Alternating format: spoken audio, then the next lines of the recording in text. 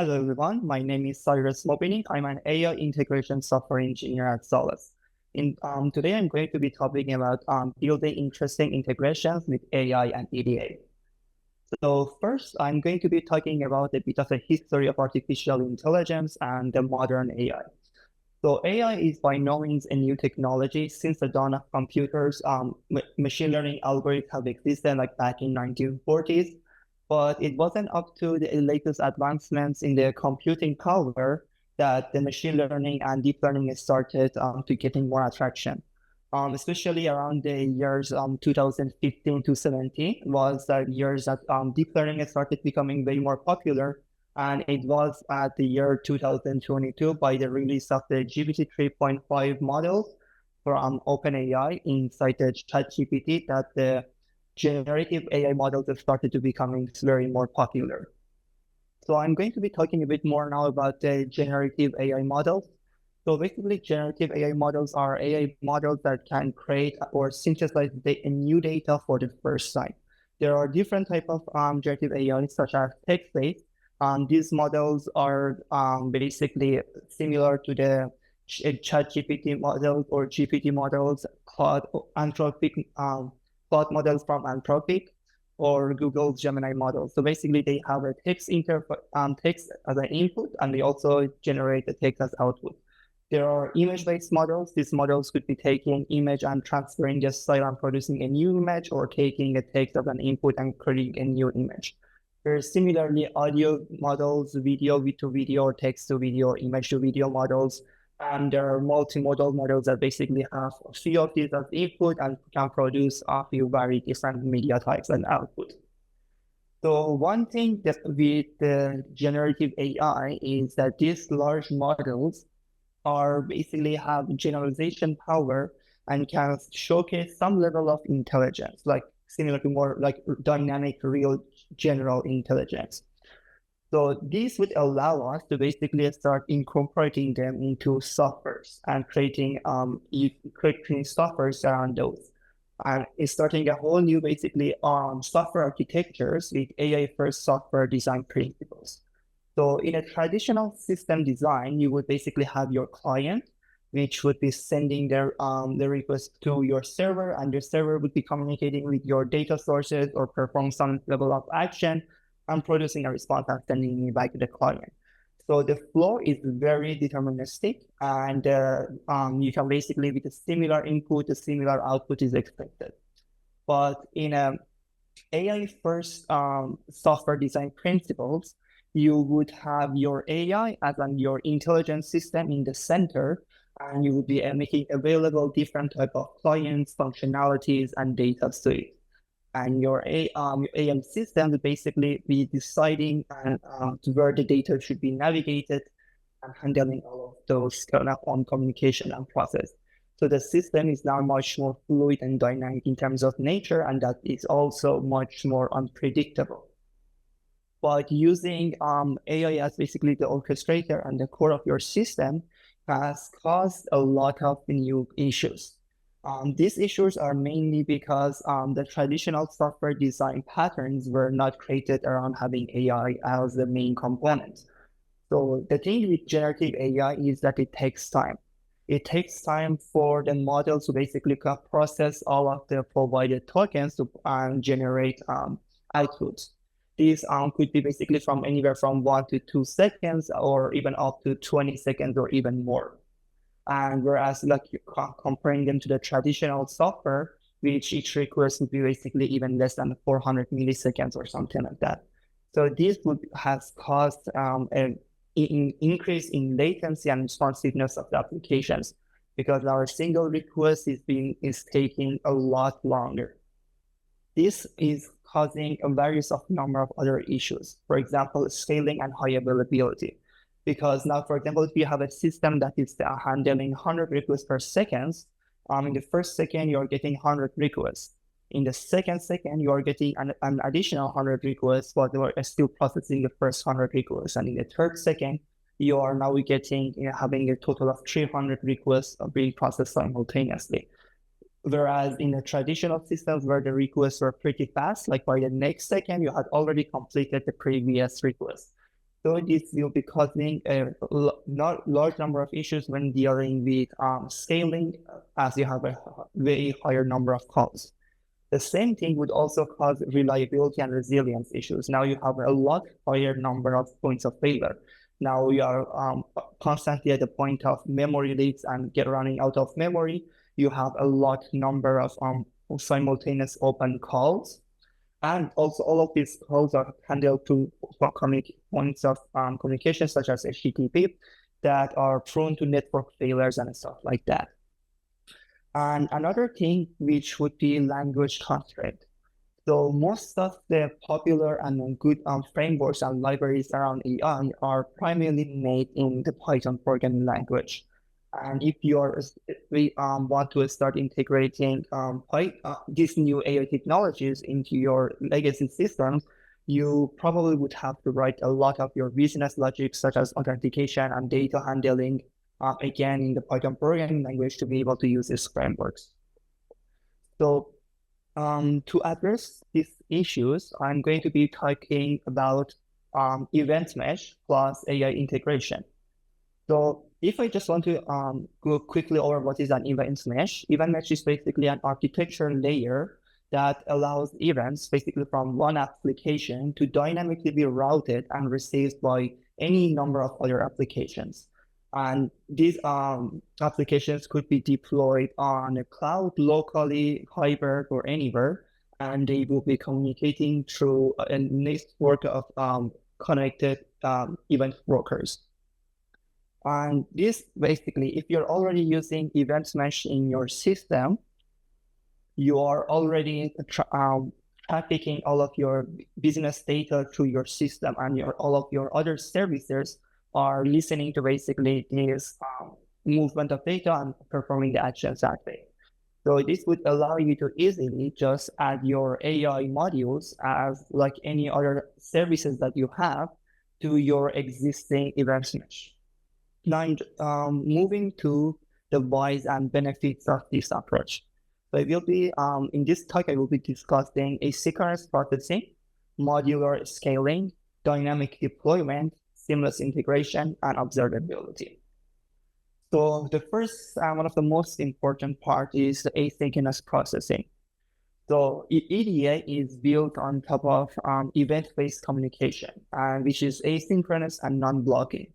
So now your AI requests are still going to take the same amount of time, but while you're waiting for the AI to synthesize a response, you are basically not waiting for the same call. It's asynchronous. So all of those resources and memories and buffers could be free up to be used by any other processes that need to be done.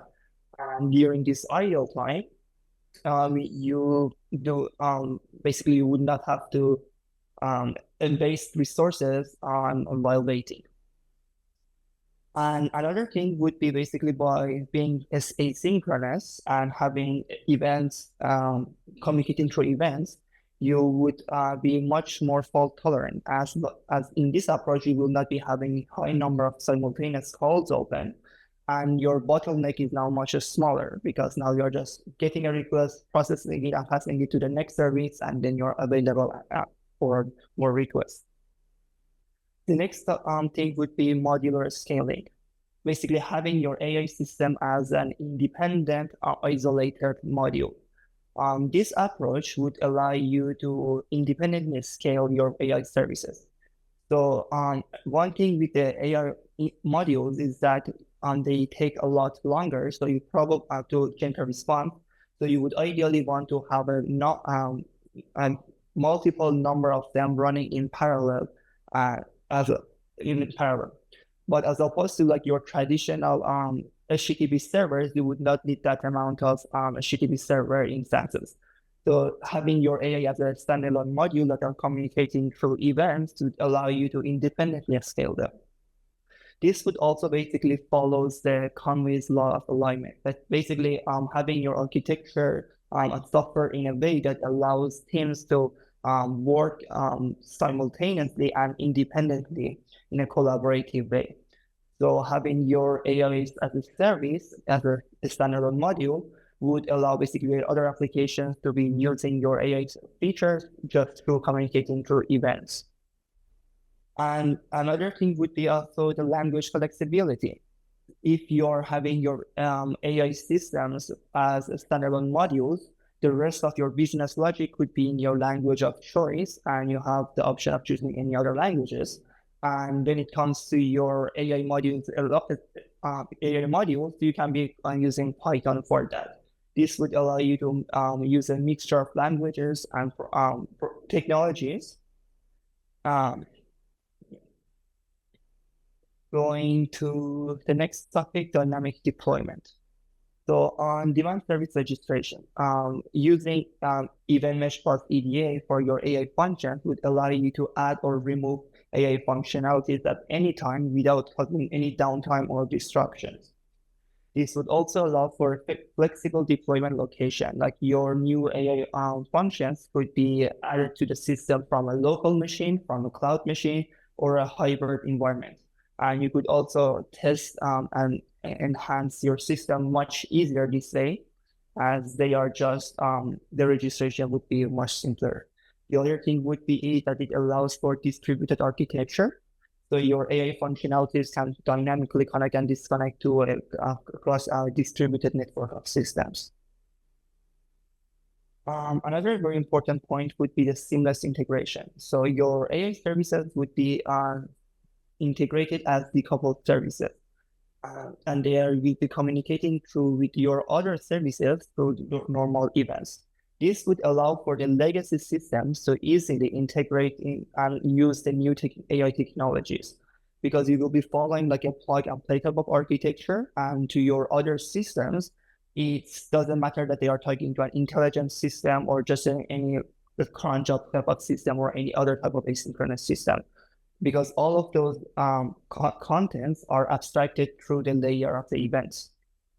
This would also allow you to easily adopt and integrate the latest technologies and AI technologies and services into your system and involve your systems as the new technologies come, because everything is basically decoupled and they're just communicating through the event brokers. One main difference when it comes to AI systems as opposed to like the traditional software design, software architectures, is that AI is very stochastic and unpredictable in nature. So you would need to be having a constant monitoring on what it basically doing, all of the decisions that it's making, along with the performance and the service health checks. EDA basically would offer you this easy approach that you have like a centralized place for all of the logs and metrics that you can easily consolidate all of your data, which is essential for improving your AI systems. Now I will be moving to talking about the practical demo that you will be using EDA and AI. So a little bit of background, I will be using Solid Sub-Hub Event Broker as my event broker. So Solid Sub-Hub Event Broker is basically just an event broker that allows you to connect and integrate anything, anywhere, and utilize the power of EDA. And I will also be using an in-house built Python library called Solus AI Connector that allows you to connect your Solus event brokers to a wide range of AI models and services. This library supports new AI models and services and is fully configurable through YAML files. You can find the repository on our GitHub page, solus.labs/Solus AI Connector, or you can easily install it as a Python module with pip install Solus AI Connector. So for the demo, I will be showcasing an agentic workflow that is powered by real-time data ingestion and also has the retrieval augmented generation inference that combines both the ingested data and the live data from the web. The project is also available on our GitHub page under Solus Labs, Solus AI Connector demos. And you can find this specific project under the name of Agentic Online RAG. So this would be like the general project architecture. At the center, you would have your event mesh. and you have all of your existing services, data sources, and other client connected and communicating through the data. I will be now switching to my code terminal to showcase this architecture a bit better. Okay, so now if I just zoom in a little bit, within this center place would be basically your event mesh, and you have all of your services and different number of clients. Here I have added 3 AI modules. One module I have for data ingestions, one is for inference, and one is for online researcher. I will also open the YAML files for each one of these configurations on the side to easily showcase how easily it's to make this one. So for the data ingestion one, we have a layered component that basically is listening to the events that are going to the demo/data/ingest topic. These are all type of JSON. They get converted to a more LLM-friendly format like YAML, and they request our batch. And then they are basically embedded and stored in a vector database. Then I also have an AI agent here called a online researcher. This online researcher basically listens to a solid topic, receives the code. Then it performs a Google search and retrieves like the top 3 results, and it starts basically scraping those results in parallel. Then assembles all of the results back into a single response again and sends them to a large language model to basically summarize all of the return content and generate a conclusion from that data. Once the data is provided, it just sends it back to the event broker. And my last component is just an inference server. So the inference flow would basically, again, listening to another scholar's topic. Once it receives the request, it sends an event back to the event mesh to the online researcher so it can start performing the research. Once the researcher is done, it sends another event back to the event mesh, and then the inference flow would be basically performing a semantic search on our vector database from the data that we have collected. And then basically aggregate all of those data together and send them to another large language model to basically generate your response. Once the response is generated, it is sent back to the event mesh to be sent to the user. So now I'm just going to start this server very easily with just using this Solid AI Connector CLI and passing these 3 YAML files to it. As the user interface, I'm also just going to use a Solid Try Me extension for communicating to the broker. And I'm just going to start subscribing to, connecting to my local and subscribing to basically all of the events. So this is again another showcase of the observability that I was talking earlier. And basically you can now see all of the data that are flowing to your system. Also, I will be opening this in side by side. And then I'm going to push a message to the system. I'm just going to choose the inference. So first, right now we have not ingested any data into the system. So the vector database is basically empty. So I'm going to be asking it like just a question like, who is Peter Parker? I'm going to send that request. So when I send that request, you could see immediately that it's another event is sent to the researcher agent to basically search who is Peter Parker. So I'm choosing this name because like this is just a character from like the Marvel comics. And the reason I chose this because when you perform a Google search, it's going to basically respond, oh yeah, like Peter Parker is like a secret identity of like a Spider-Man and blah, blah, blah. So later on, then I will be going to upload a data basically saying to our system saying, oh, we have like an employee named Peter Parker. He works in sales, job title, sales manager, and the age 41. So if I just now basically see the response that was sent back from the model, And we were seeing the responses basically based on the online search that I performed. Peter Parker is a secret identity of a Spider-Man, a superhero created by his family. Because at this stage, it performed a thematic search, but it didn't find any results, so it defaulted back to the online. But now I'm just going to submit that and that request to the data ingest. So that will be now going through the process, getting batched, getting embedded, and then getting stored in the vectors database. So this system has access to live real-time data.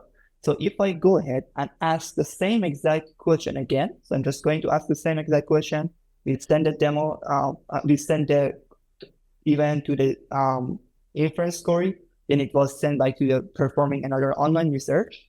And this time, the system will be having access to the real-time data that it ingested. So all of these are basically happening independent of each other in parallel and asynchronously. So if I open the latest response, now if I use it based on the provided system context, I can tell you the following about Peter Parker. Peter Parker is a 40-year-old employee who works in sales department, and his job title is basically a sales manager. So doing this, like while we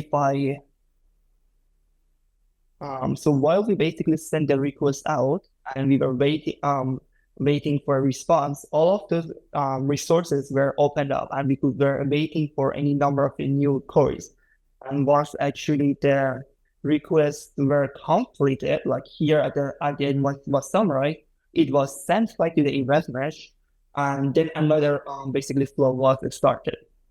So this was basically allow us to have a high number of throughput of events, all of them going at the same time, and none of them would be blocking each other because they would also be using the advantage of queuing, which the solid event brokers provide.